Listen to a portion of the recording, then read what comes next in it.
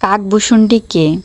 কাকভূষণটি নামে যে কাক পাখির কাহিনী আজ আমরা বলতে চলেছি, তিনি কিন্তু কোনো সাধারণ কাক নন।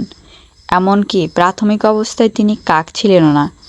ত্রেতা যুগে অযোধ্যার কাছাকাছি একটি গ্রামে জন্মগ্রহণ করেছিলেন ভূষণ্ডী নামের এক ব্রাহ্মণ। তার জীবন ছিল আরও 10টা ব্রাহ্মণ সন্তানের মতো সহজ সরল।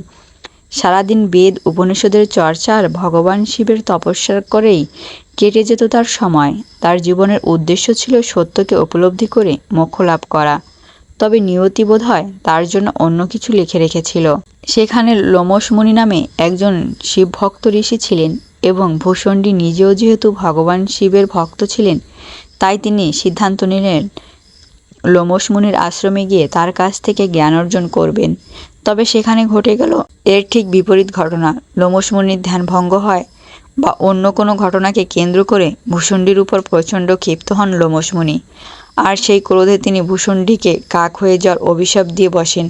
ফলে তৎক্ষণাৎ ব্রাহ্মণ যুবক ভূষণ্ডী পরিণত হলেন কদাকার কাকপক্ষীতে।